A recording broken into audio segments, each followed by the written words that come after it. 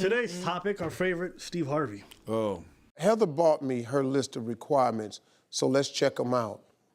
He must be between 30 and 45, financially stable, no kids, 5'10" or taller, no hookups or flings, ready to settle down, no roommates, no smoking, must love dessert, and can't be anti-sugar.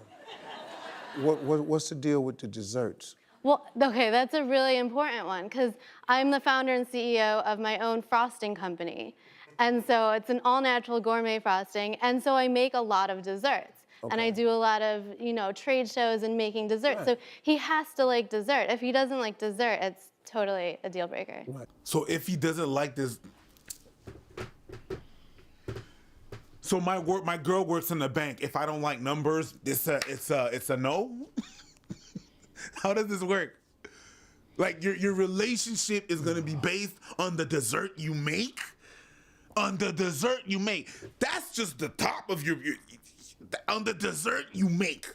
1. 2, if you get the 30 to 45, the chances he have kids is bigger. Okay? And I'm gonna be honest with you, you're not necessarily that hot to be that demanding. I said that. But the sugar thing on top, wow. That's just ridiculous. But anyways. She likes what she likes. But there's some more requirements, so let's take a look at these. Must be honest, reliable, sweet and kind, quick-witted, romantic, must love food, must pay on the first date, no flowers on the first date, must be a social drinker, and must never wear sweatpants. Yeah. You were not even that hot for the first side, and then you got a second side? Yo, wow. What? Those are basics. He can't wear sweatpants? No, the last guy I dated, we fought all the time because he wanted to go to Starbucks in sweatpants and go to breakfast in sweatpants, and no one should be doing that. Did she say Starbucks? She said Starbucks. And breakfast.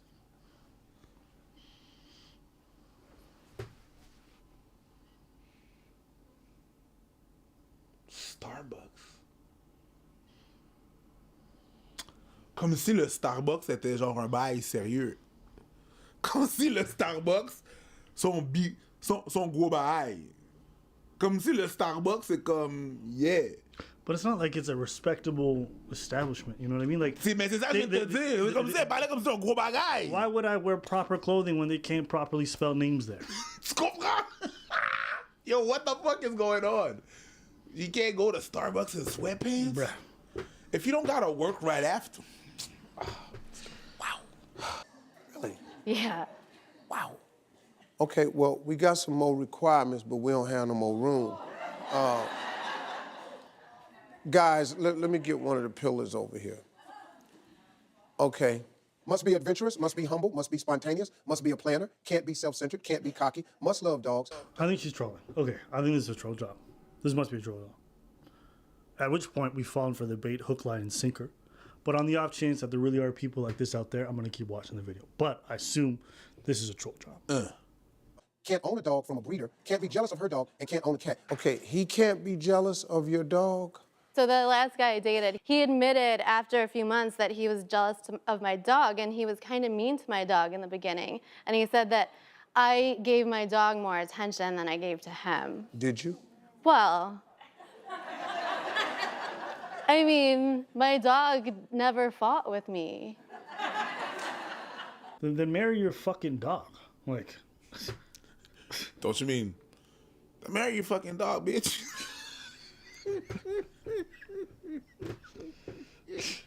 Never mind. I'm not mad at you. I get it. You ready? Must be in shape, can't have six-pack abs, can't be too skinny, can't have a runner's physique, can't be stronger than me, can't be obsessed with sports, can't be a hunter, can't own a boat, can't be a gamer, can't be materialistic. Hold on. You're gonna get pissed off because they're the third pillar.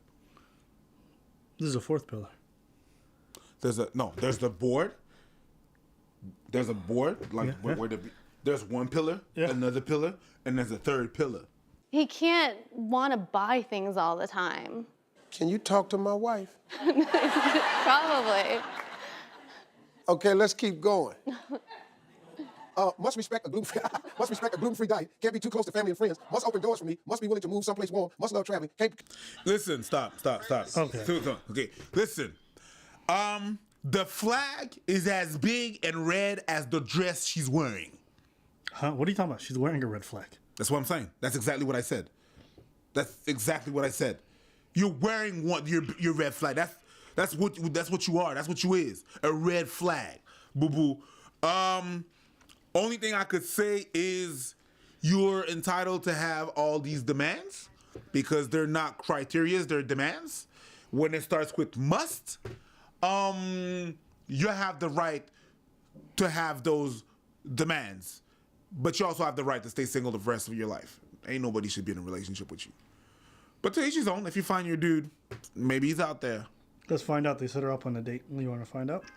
See, if you're looking for a guy with all of that, Yeah. I don't know that he exists. No. He's got to exist. No guy is everything. Please welcome Colin. How about you go out and see if you can enjoy him and if he can enjoy you? And promise me one thing, we're not discussing the list. Steve told me that I'm not gonna find a guy that meets all those requirements. I'm enjoying his company. He seems like a really nice, normal guy. The date is going really well. It was nice to kind of converse with her away from the lights. I would like there to be a second date, but again, he lives in DC and I'm not going to ever live in DC. I have no desire to live in DC. So what do they call it? Geographically undesirable? I think that might be the case. All right. Well, this is super uninsightful.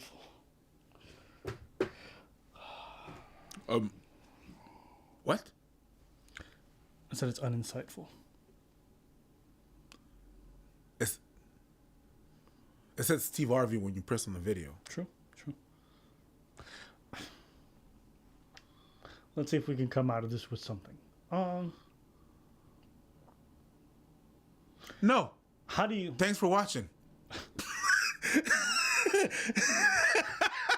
I don't know. Let's say she's a caricature. Let's say she's just an extreme end. By tablet 1, we were already saying that's too much. So forget her other 5 extra set to the list. Like, just her first one was just... I don't know. I don't even know if I have more than 5. Man, I'd be lucky to get to 5. I'd be lucky to get to 5 too. I don't know. I don't know. I've never even thought of making a list. And checking it twice? And then going back-to-back pages. Recto verso. Check who's naughty or nice. Even having to write in between each line. God, that red flag is coming to town. I've seen that on dating profiles too. Girls talking about what they need, and they got like 7 or 8 things. I'm like, boo. No, that girl is not a caricature. Yeah. There's a lot of people out there like that are very, I don't know, you was too this, you was too that. I don't know. I'm just, I don't know. I don't know. I don't even know it. I don't know. The thing that happened is like when they have lists like that, and they go on dates and like, oh, the guy was nice. He was perfect. But it is something that's stupid. To me, it screams fear of commitment. You're afraid.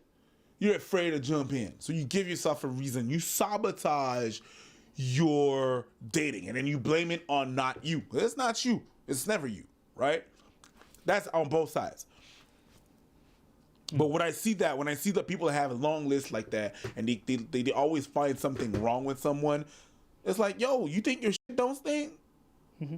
There's plenty of things that are wrong with you. Look, you're nagging over some stuff like that. Yeah. When you're bringing up stuff like that, yeah, it's you have a fear of commitment. It's easy to point. Yeah, go ahead. No, go ahead. It's easy to point. It's easy to point men and say, men have a fear of commitment. They don't want to commit. If you always find something wrong with men, in little things like I don't like desserts, you have a fear of commitment too. It's just you translate it differently. That's it. Oddly enough, if she went the opposite direction of a lot of her points, she'd actually do a great job of finding somebody. Like, for example, she had one point where she's like, I don't want a man with a 6-pack abs. Who cares? what does that make you feel self-conscious because of the fact that he's taking really good care of himself? What if he can't be stronger than me? That's what she said. she also said that? So it's just like little stuff like, or like, he can't like sugar. What if you took it to like, maybe I'll just try to date somebody who has a diet different than me and I'll try to be super accepting. Who knows? Right? That could be something that you look at. Right? You look at someone who's like, must be a planner. Why don't you work towards being more of a planner? Maybe it'll make it easier for you to find relationships. What is it that you have to try to impose so much on other people? Why can't it be more stuff that you impose on others? Most of my requirements, you know what they are? They're just about how I don't want you to impose things on me. I don't want to change. I want you, like, the biggest thing for me is I don't want someone to come in and then try to mold me into their boyfriend. Right? Like that's like my biggest thing. My boundaries lie around what I want for myself, not what I want for my girl. My girl could be a doctor. She could be a janitor. I don't give a f. Have whatever job and type of life and hobbies that you want. That's your thing. My boundaries exist around me, but she's trying to, she got this, I hate this because I've seen this a lot in my dating life. It's like, sometimes we'll meet girls and like they're going to have like a cardboard cutout, and like, let's say it'll be a cardboard cutout of like a 6'3" white man. And then they'll take a 5'10" black dude and try to stick him in there and try to force him in, but he's too big for some of the shapes and sizes, and he doesn't have the same length. It doesn't work. A lot of people treat their partners and their dating experiences like that. They have a cardboard cutout, and they're like, who can fit in? Who can get as close as possible? When really, you should just have a giant square, right? And everything outside that square is your boundaries, right? And everything inside that square is what they can potentially be. Let them fill that in, and let's see if you like what's in there. But don't try to make everyone fit the mold, because one, it's unfair to yourself because you're never going to be satisfied, and it's unfair to them because you're forcing them to change who they are in order to please you, and it's just a bad way to have relationships. That's been my experience in dating a lot. Like with women that I wanted to be in relationships with, I felt like they were always trying to mold me into what they wanted, and you know, like that feeling you get in your stomach when you feel like something in this dynamic is becoming bad. Yeah. I would get that every time, and it always made me feel uneasy. And the thing that happened is that if you have so much criteria and you don't want to change them, you don't want to change because you don't feel like you should change. That's a bit arrogant. You don't feel like you should change. No, you must have that. No compromise. You have these criterias, but you think you're perfect? You think you're a 10? You shouldn't change? Everybody has room for improvement. Everybody. Yeah. Everybody. But you're not willing to change anything because you're good? That's the way you are? Oh, that's a bit arrogant. That's a bit arrogant on you. Yep. It's a bit arrogant. Yeah. This is the way you should check the way you see yourself, and there's a lack of self-esteem there. There's lack of self-awareness there. There is arrogance there. There is all around a self-entitlement that shouldn't be there. And what do you have to bring to the table? Girl, you're not that much of a catch, to be honest with you. All right. At best. I'm not going to comment on that, but I'll leave it to preach. So said we what want I to hear said. your comments below. What do you guys think about what was just She said? commented on the six-pack on motherfucker and how tall and how big and this, and I can't comment on her. No. Show flabby arms.